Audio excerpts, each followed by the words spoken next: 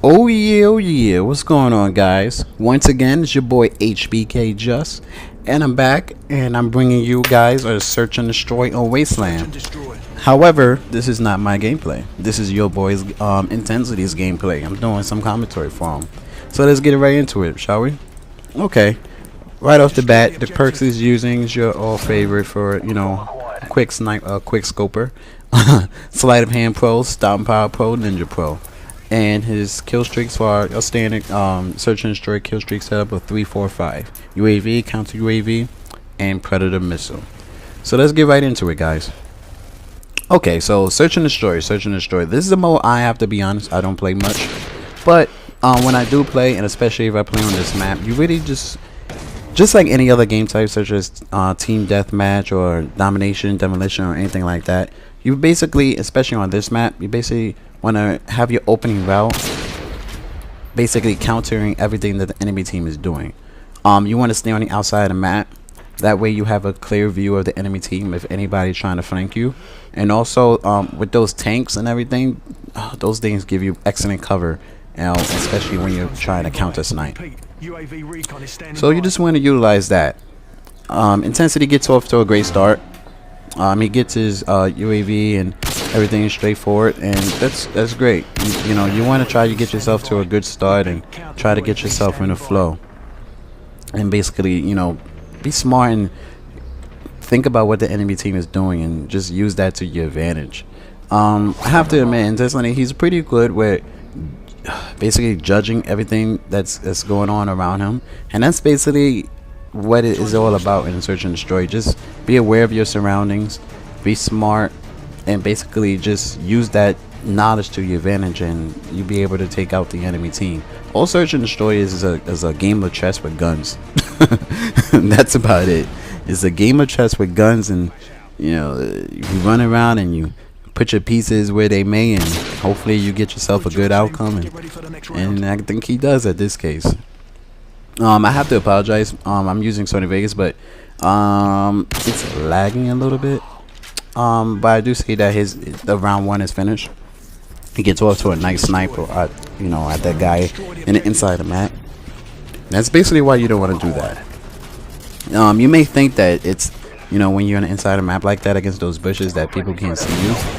But it's honestly you're pretty out there in the open. You have no cover. And that camouflage doesn't really help you too much, so you don't you want to stay away from that. So I just want to talk a little bit about Intensity. He has another channel. I'm sure most of your subscribers are aware of that, which is N-Star. He created a new channel, which is Intensity, so I very much urge you guys to come on over to the new channel and check this guy out. He has awesome gameplay, and he brings a good product to the community. So definitely I advise you guys to check him out and come over and check his videos. Speaking of, he's using secondary with Kimbo replicas. It's funny because I was I was speaking with him, and he advised me, jump in. I think I had like 17 or 20 more kills to go to get them, and I was like, you know what I'm gonna do? I'm just gonna jump in the free fall and just use my Raffica. And I was like, oh yeah, didn't see Nanas do that the other day. So it was kind of funny, and I came in second, which is funny. I wasn't recording or anything because I didn't get into it trying to win. I just got into it trying to basically get my kills so I could hurry up and get my Akimbo Raffica so I can use that when I'm sniping, just like he is, because they're a beast secondary. You can't. They're like freaking M16s, but maybe better. I don't know. They're beasts. So I definitely recommend you guys checking, utilize those whenever you're sniping. Either those or the G18s. Either one of those are beasts. So yeah, I came in second, and basically it was funny because I don't know, I think I'm gonna do that more often, just use my Rafficas, because those things are beasts. I don't know how they're even a secondary. You could use them as a primary, and it's funny. It's very funny.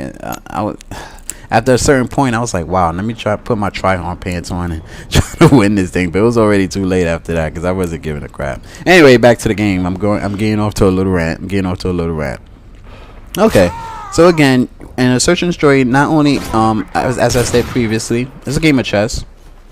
So in a chess, you don't really want to put your same pieces in the same place you was gonna, you know, in the same direction or the same position you was gonna put them in the previous game.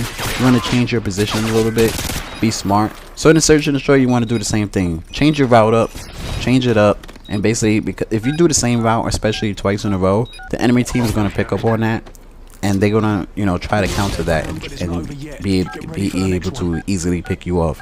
So you want to recognize that and counter what that enemy does, and change your route up a little bit, and that's what he does.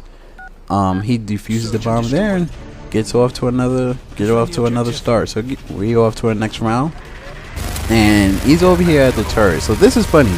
I remember when I was watching the game before I started commentating. Oh man, it's you know, you go to that turret and guys just love coming around that corner. You could just pick them off. That thing is beast. All you have to do is just don't hold down the trigger on it. Burst fire it a little bit, and you'll be able to control it. And especially when you're using the turret, the smoke comes up from it, and you'll be able to not see as well. But if you burst fire it, the smoke is held to a minimum, and you'll be able to, you know, pick some guys off. The other day I got a 6-man spray just using that thing. Is ridiculous. So you want to utilize that. So, you know, he goes to the turret and doesn't get any kills there, but again, he's making his way around and changing his route.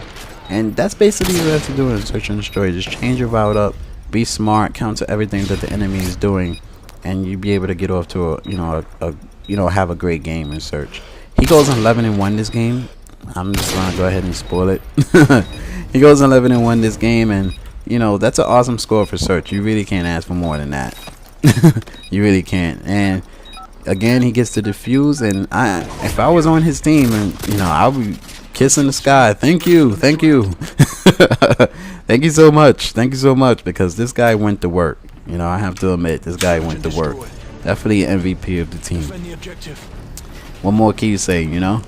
Alright, so we go off to the last round, and this is pretty much a quick, easy one. Then he goes off to the, the left side of the map, which is smart. I don't like going over when you spawn, you know, where he spawned at. I don't like going right, because if you go right, sometimes the guys would be at that other turret and be able to pick you off. So you go left, and you'll be able to, you know, have a clear view of the map and get guys off, and you get his, you know, UAV there, and be able to pick some guys off.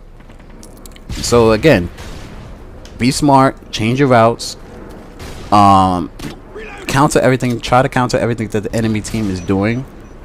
I don't know how he didn't get that freaking Semtex kill there. If you look at the UAV, it seemed like the whole enemy team was right there. So he's smart and throws his Semtex over and doesn't, but unfortunately doesn't get the kill.